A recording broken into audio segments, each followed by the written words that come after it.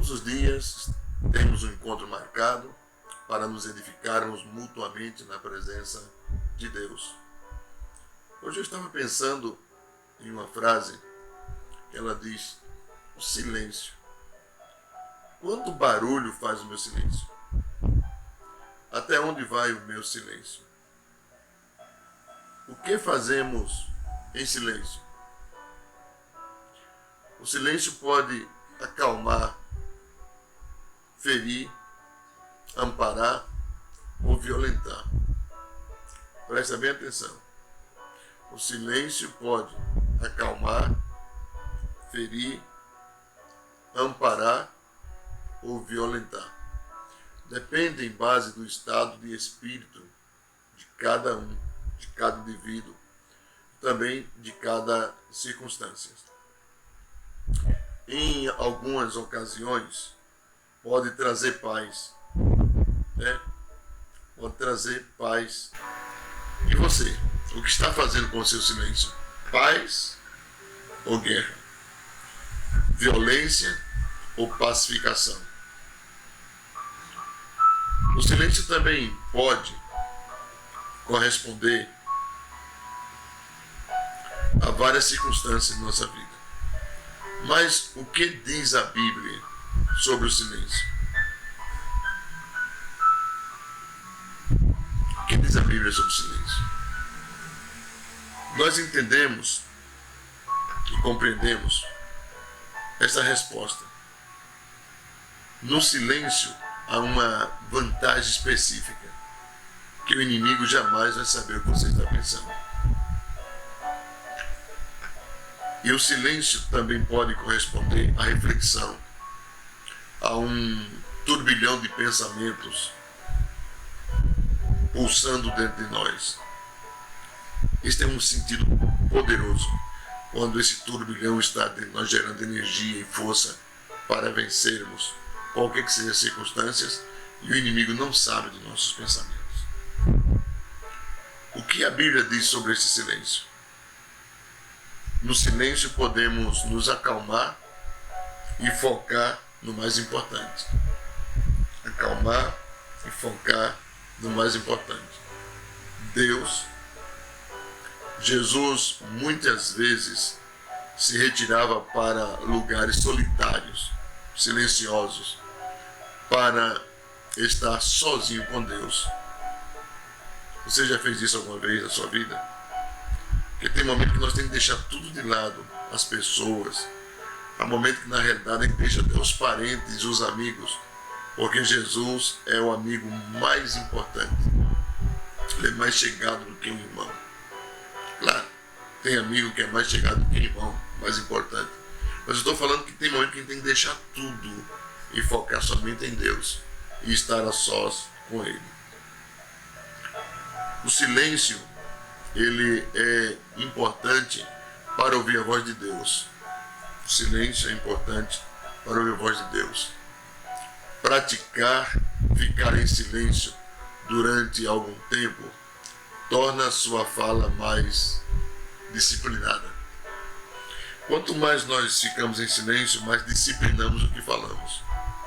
Nós não falamos imprudentemente, e nem falamos o que alguém quer ouvir, e nem falamos o que o inimigo quer que nós falemos, mas o silêncio fala muito alto.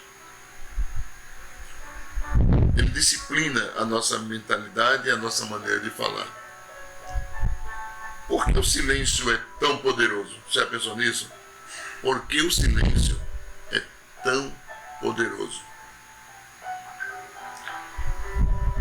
Para algumas pessoas e para a própria Bíblia, o silêncio é como uma arte, tão importante quanto a criatividade, porque é durante esse tempo que encaixamos todas as informações que transmitimos e guardamos nas nossas gavetas internas do nosso ser, de nossa alma, criando o nosso próprio conhecimento. O silêncio me faz pensar 2, 3 ou mais vezes antes de falar. Sou meditativo e contemplativo. Eu olho e observo. Porque há pessoas que querem que eu fale o que ele quer ouvir. Mas também há pessoas que querem que eu fale o que ele precisa ouvir. Mas eu é quem tenho que detectar. Eu estou diante de que tipo de pessoas. Tá bom? Porque quando ficamos calados, presta bem atenção. Quando ficamos calados, existem duas ocasiões perfeitas para ficar calado. Quando você sabe de menos e quando você sabe demais. Olha bem, há momento que eu sei de menos e há momento que eu sei demais. São os dois perigos. Quando eu sei de menos, então eu não posso falar. Porque eu vou cometer um erro gravíssimo. Porque eu não conheço tudo que estou falando. Eu não sei tudo. Eu só sei uma parte. E o outro perigo é quando eu sei demais. Eu posso passar informações ao inimigo e ele vai simplesmente destruir todos os meus planos. Então, por isso que a gente tem que ter cuidado quando sabemos menos e quando sabemos demais. A melhor forma de deixar alguém magoado é ficar calado quando essa pessoa mais quer ouvir a sua voz. Presta atenção. Fique atento. A melhor forma de deixar o inimigo magoado é ficar calado quando ele, não é, quer ouvir a sua voz para lhe condenar e condenar os que estão perto de você. Eu chamo isso dos falsos amigos, os falsos irmãos, os falsos obreiros, os falsos líderes, os falsos governantes, os falsos políticos, os falsos. Ele quer que você fale para condenar você naquilo que você está falando e condenar os que estão perto de você. Mas a importância do silêncio é tão grande. No silêncio podemos ouvir a voz de Deus, que é importantíssimo para nós. Eu lembro-me que um dos meus pastores antigos sempre dizia que precisava abaixar o volume do mundo e aumentar o volume da voz de Deus em nossos ouvidos. É lindo isso. Eu ouvi ele falar uma vez só isso e eu gravei para o resto da minha vida e vou levar isso comigo até o dia do arrebatamento. Eu preciso baixar o volume do mundo. Eu preciso baixar o volume das pessoas que falam que não sabem e se metem aonde não são chamados e dão as suas opiniões equivocadas. Então eu baixo o volume deles. E como é que eu baixo o volume deles? Não dou ouvido. Porque eles querem falar no meu ouvido o que o mundo e o diabo estão falando. Mas o meu ouvido e o seu tem que ouvir o que Deus está falando para você. Eu tenho que aumentar o volume de Deus. Eu tenho que aproximar-me mais de Deus para ouvir. E baixando o volume do mundo, não diz respeito apenas a desligarmos a televisão ou a rádio. Diz respeito a alimentar-nos ou alimentar a nossa mente com aquilo que o Espírito Santo deseja. Quando alimentamos o nosso espírito, aumentamos a nossa capacidade de discernir nossa vida espiritual. Ou seja, nós tornamos-nos mais sensíveis à voz do Espírito de Deus e começamos a entender mais a vontade de Deus. Aqui eu queria abrir um parênteses e dizer: não force ninguém a ser crente.